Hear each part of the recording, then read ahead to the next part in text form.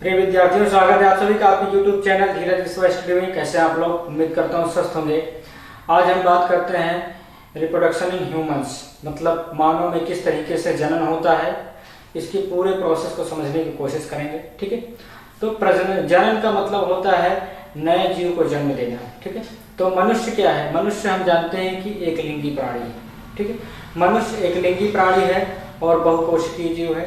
कहने का मतलब पुरुष में नर लिंग होता है, मादा में मतलब अलग अलग जो लिंग होते हैं वो मादा में अलग होते हैं, पुरुष में अलग होते हैं, नर में अलग होते हैं। तो कहने का मतलब मनुष्य एक लिंगी प्राणी है और किसी भी संतान को जन्म देने के लिए दो लोगों की आवश्यकता पड़ती है, नर और मादा दोनों की आवश्यकता पड़ती है।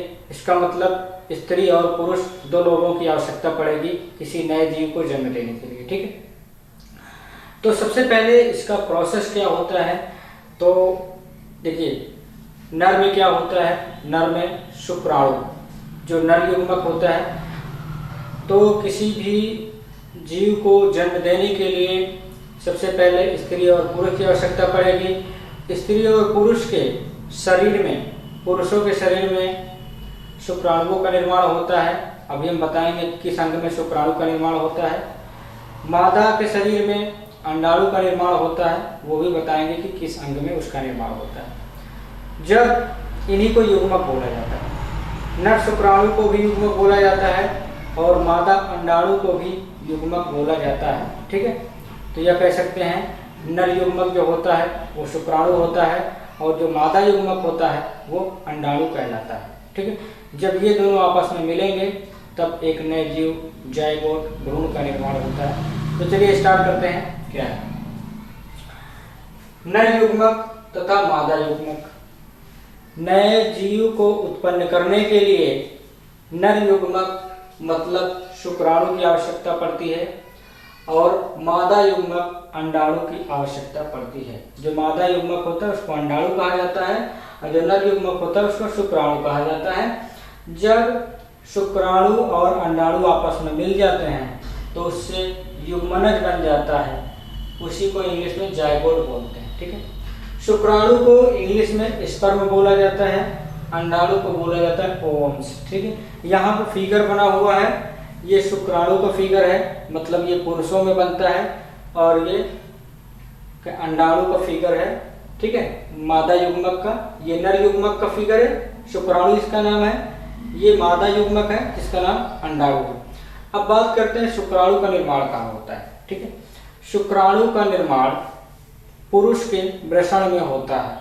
अब वृषण का मतलब जहाँ पे हाइड्रोसील हो जाता है लोगों को, जिस अंग में या दोनों जांघों के बीच में इस तरीके का एक स्ट्रक्चर पाया जाता है। ठीक है, जिसको हम टेस्टिस बोलते हैं, वृषण। ठीक है, जहाँ पे हाइड्रोसील हो जाता है, तो वृषण जो होता है उसको टेस्टिस बोलते हैं। उसी वृषण में शुक्राणु का निर्माण होता है जिसको नर युग्मक बोला जाता है। इस शुक्राणु के तीन भाग होते हैं। ये पूंछ वाला हिस्सा होता है यहाँ तक, और जो ये झिल्ली इसके ऊपर चढ़ी हुई होती है, इस पूंछ के ऊपर, इस झिल्ली का नाम प्लाज्मा झिल्ली है। क्या है ये? प्लाज्मा झिल्ली होती है। और यहाँ से यहाँ तक इसका मध्य भाग होता है, ये सर्पिलाकार होता है, ऐसे ऐसे स्प्रिंग के आकार का होता है। तो ये मध्य भाग होता है और ये जो होता है अगला हिस्सा होता है इसका सिर। ये सिर होता है, यहाँ पे एक केंद्रक पाया जाता है। ठीक है, और जो इसका मध्य भाग होता है ये माइटोकॉन्ड्रिया का बना होता है। ठीक है, तो ये शुक्राणु है। शुक्राणु जो है वो पुरुषों के वृषण में इसका निर्माण होता है। ठीक है, और ये है अंडाणु। अंडाणु जो होता है वो मादा मतलब स्त्री के अंडाशय में इसका निर्माण होता है। स्त्री का जो मादा जनन अंग होता है वो है अंडाशय। अंडाशय में अंडाणु का निर्माण होता है। किसका निर्माण होता है? अंडाणु का निर्माण मादा के, कहने का मतलब स्त्री के अंडाशय में अंडाणु का निर्माण होता है। ठीक है, जब इतनी चीजें होती हैं, और ये होती किससे हैं? एक कहने का मतलब, हाँ, जब ये दोनों आपस में मिलेंगे तो क्या बनेगा? युग्मनज बन जाता है। यही युग्मनज भ्रूण कहलाता है। धीरे धीरे बड़ा होकर शिशुकण रूप ग्रहण कर लेता है। ठीक है, तो ये तो हो गया एक प्रोसेस की नर युग्मक और मादा युग्मक मिलेंगे तो युग्मनज बन जाएगा, फिर यही भ्रूण बन जाता है, ये शिशु बन के बाद में विकसित बच्चा बन जाता है। ठीक है, अब इसके लिए एक आवश्यक चरण होता है। हाँ, एक चीज और ध्यान दें कि शुक्राणुओं का जो निर्माण होता है वो मानव शरीर के आंतरिक टेम्परेचर पर नहीं हो सकता। जैसे मनुष्य के शरीर का आंतरिक टेम्परेचर मान लो 37 डिग्री सेल्सियस एक मानक होता है। ठीक है, लेकिन शुक्राणुओं का निर्माण वृषण में क्यों होता है, और वृषण जो होता है वो शरीर के बाहर का हिस्सा होता है। ठीक है, इसलिए कि वृषण का टेम्परेचर जो होता है वो शरीर के टेम्परेचर से 2 से 3 डिग्री सेल्सियस कम होता है। शरीर के टेम्परेचर पर शुक्राणु का निर्माण नहीं हो पाएगा, बल्कि थोड़ा सा कम टेम्परेचर चाहिए। 37 डिग्री सेल्सियस मान लो शरीर का टेम्परेचर है, 3 डिग्री सेल्सियस और कम कर देते हैं। ठीक है, 34 डिग्री सेल्सियस पर शुक्राणु का निर्माण वृषण कोशिकाओं में होता है। ठीक है, तो इस तरीके से शुक्राणुओं का निर्माण होता है और अंडाणुओं का निर्माण होता है। अब हम देखेंगे कि स्टेप बाय स्टेप कौन से ऐसे प्रोसेस होते हैं उसको फॉलो करके एक नए संतान की उत्पत्ति हो जाती है। तो मानव में जन्म के आवश्यक क्या चरण होते हैं? पहला चरण होता है युग्मकों का निर्माण। ठीक है, युग्मकों मतलब ये नर युग्मक शुक्राणु और मादा युग्मक अंडाणु का निर्माण सबसे पहले तो ये होना चाहिए। ठीक है, और ये कहाँ होता है? ये होता है जनन कोशिकाओं से। कहने का मतलब युग्मक का निर्माण किससे होता है? जनन कोशिकाओं से। और ये जनन कोशिकाएं मादा में भी पाई जाती हैं और नर में भी पाई जाती हैं। और ये जनन कोशिकाएं, जैसे मैंने बताया शुक्राणु का निर्माण वृषण में होता है, इसका मतलब जो जनन कोशिका होती है नर वाली वो वृषण में होती है, और जो मादा जनन कोशिका होती है वो कहाँ पे होती है? वो अंडाशय में पाई जाती है। ठीक है, तो शुक्राणु जो कि नर युग्मक है उसका निर्माण शुक्राणु उसमें वृषण में होता है, जनन कोशिकाओं के द्वारा होता है, क्योंकि किसी भी अंग का निर्माण या किसी भी चीज का निर्माण कोशिका से ही होता है। तो युग्मक का निर्माण किससे होता है? जनन कोशिकाओं से होता है। ठीक है, उसके बाद युग्मकों के निर्माण की क्रिया को क्या कहते हैं? युग्मक निर्माण कहते हैं। जैसे शुक्राणु बनता है, शुक्राणु के बनने की क्रिया को शुक्राणु जनन कहते हैं, और अंडाणु के मतलब अंडों के बनने की क्रिया को अंड जनन कहते हैं। शुक्राणु के बनने की क्रिया को शुक्र जनन कहते हैं, अंडाणु के बनने की क्रिया को अंड जनन कहते हैं। और ये दोनों किससे बनते हैं? ये जनन कोशिकाओं से बनते हैं। ठीक है, तो पहला जो प्रोसेस है कि पहली चीज तो भाई दोनों में युग्मक बनना चाहिए, बिना युग्मक के तो दोनों का मिलाप ही नहीं होगा। ठीक है, तो पहले बीज तो बनना चाहिए। तो जो पुरुष का होता है वो नर युग्मक, जो मादा का होता है वो मादा युग्मक, मतलब शुक्राणु और अंडाणु जब दोनों आपस में मिलते हैं तो उससे एक नए भ्रूण का निर्माण होता है, फिर बच्चा बन जाता है। ठीक है, तो इतना सबसे पहले क्या होगा? युग्मक का निर्माण होना चाहिए। युग्मक का निर्माण मैंने बता दिया कहाँ पे होता है और ये किन कोशिकाओं से होता है। नर युग्मक का निर्माण जो होता है, शुक्राणु का निर्माण किसमें होता है? शुक्राणु का निर्माण होता है वृषण में, टेस्टिस इसको बोलते हैं। और अंडाणु का निर्माण जो होता है, अंडे का निर्माण जिसको ओवम्स बोलते हैं, ओवरी में होता है। मादा मतलब स्त्री का एक विशेष जनन अंग होता है, उसको अंडाशय बोला जाता है। अंडाशय में अंडाणु का निर्माण और वृषण में शुक्राणु का निर्माण होता है। ठीक है, शुक्राणु का निर्माण। इतना हो जाने के बाद इन दोनों का आपस में मिलन भी होना चाहिए। युग्मकों का संलयन, ये जो दो युग्मक हैं शुक्राणु और अंडाणु, ये आपस में मिलें। जब आपस में मिलेंगे तब युग्मनज बनेगा। अब मिलेंगे कैसे? तो देखिए, मनुष्य एक लिंगी प्राणी है तो ऐसे तो मिल नहीं सकता।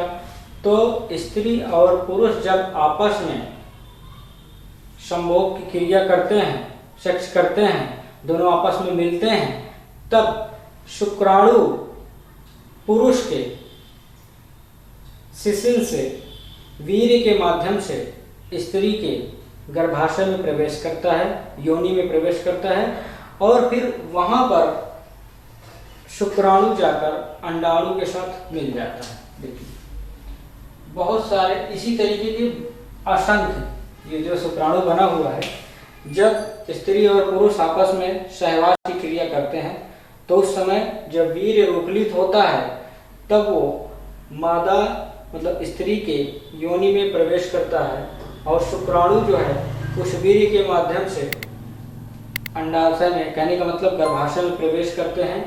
तो इसी तरीके के लाखों शुक्राणु जो है वो उसमें गर्भाशय में प्रवेश करते हैं, ठीक है, ऐसे ऐसे।